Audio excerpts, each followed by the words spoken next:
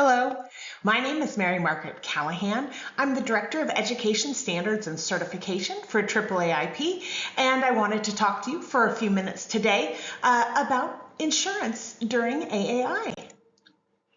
So let's start off with the basic question. Who needs insurance? Short answer is everybody needs insurance. Today's day and age, in a fairly litigious society like we find ourselves in the United States, it really is best practice for you to make sure that any activities that you're doing in animal assisted interventions has appropriate insurance coverage. If you are a volunteer, you are going to want to make sure that you have a level of coverage that is typically provided to you by your registering organizations, such as pet partners. Facilities are generally going to require you to have this level of insurance, and they're going to also require oftentimes limits that higher than what you could purchase as an individual. So volunteers, you should make sure that wherever you're registered with, you've got appropriate insurance that covers you in those volunteer activities. If you are a professional or a paraprofessional who's incorporating your animal or an animal into your paid vocational work, you're going to want to make sure that you have appropriate insurance coverage as well.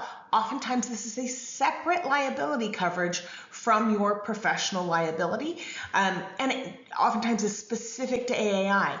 So let's talk about that for a minute and make sure that we know if we're covered or not. So what do you need to be covered? Bare bones, the one that people think of off the top of their head usually is bodily injury, right? Bodily injury and property damage. So this could include things from your animal accidentally scratched someone's hand to something a little bit more dramatic like a bite.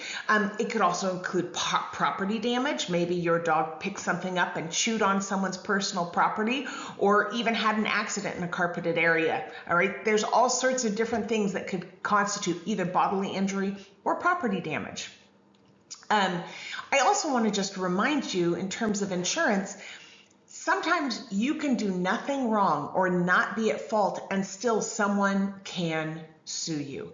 And there is a fee or cost associated with defending yourself. That's another place that insurance does come into play. So don't think, well, we've never done anything wrong. My animal would never do anything wrong. Sometimes you might not do something wrong and you'd have to defend yourself in a suit anyhow. So another good reason to have insurance. Also, I don't know anyone doing work like this, whether as a volunteer or as a professional or a paraprofessional, who doesn't care deeply about the welfare and well-being of their animal. Your insurance should have some level of coverage for your animal in case they're injured while they're on the job, so to speak. So that's another thing to look into in any policy that you're considering or that you have coverage with.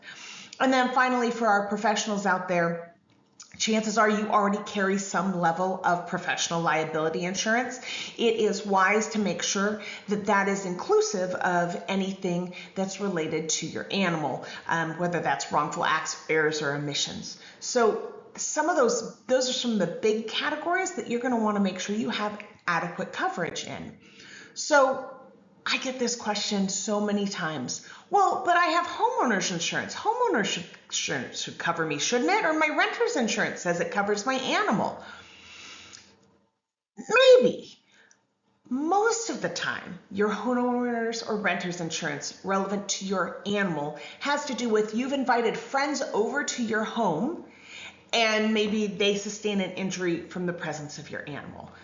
That's what that homeowner's policy typically is designed to cover.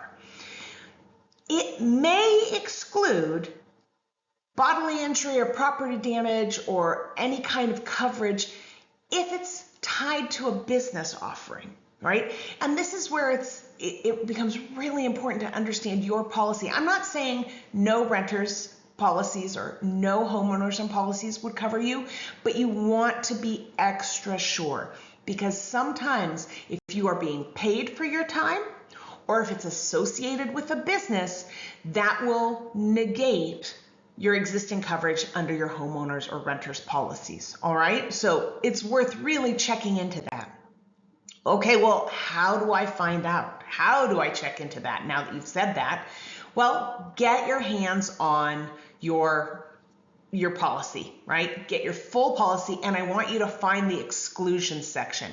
You want to look to see what is notably excluded from your policy. All right. They're not going to include, they're not going to mention AAI, but they may mention things like being associated with a business, right? During paid time, things like that. That's your first thing to look for. But if you're like most of the population, in my experience, reading insurance policies is kind of a drag, and it's a little confusing, and it can be hard to do. So pick up the phone. Call the company that insures you and ask some questions. I do want to prepare you for that conversation. Recognize that we are in AAI land all the time, right? This is stuff we talk about constantly and we have a deep understanding of. Your insurer probably will not. So make sure that you're prepared to do a little bit of education. You may need to clarify the difference between a therapy dog and a service dog or an emotional support dog, right? You may need to explain how you're incorporating your animal into your paid work, and be sort of educational in that regard so that they can truly help interpret your policy accurately.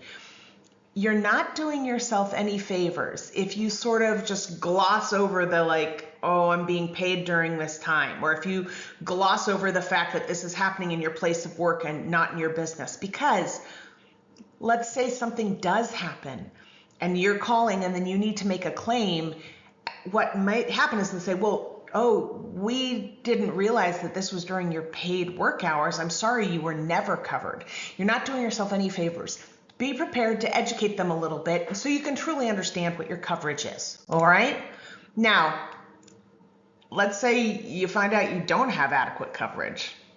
Good news, AAAIP does have an optional insurance program for people who are interested. We've negotiated a group rate that's very competitive based on the fact that folks that have credentials through AAAIP present a lower risk in the marketplace, right? Because you are well educated, because you have been well vetted. So starting at $250 a year for a handler animal pair, you can have a nice comprehensive AAI insurance policy that you will be confident covers you during your working hours with your animal. It also covers your animal like we were talking about, right? So you've got some great coverage as an option that's supplemental to whatever other insurance policies you may hold. You do have to meet some eligibility requirements in order to qualify for this insurance policy. First off, you need your AAI specialist certification, also abbreviated CAAIS. That is your knowledge-based test that you're going to take and pass that demonstrates that you have a deep knowledge of the intervention. And then you need an appropriate evaluation. One option would be to pursue your professional therapy animal team certification through AAAIP. That is the evaluation that is designed by AAAIP for professionals like you in your workplace.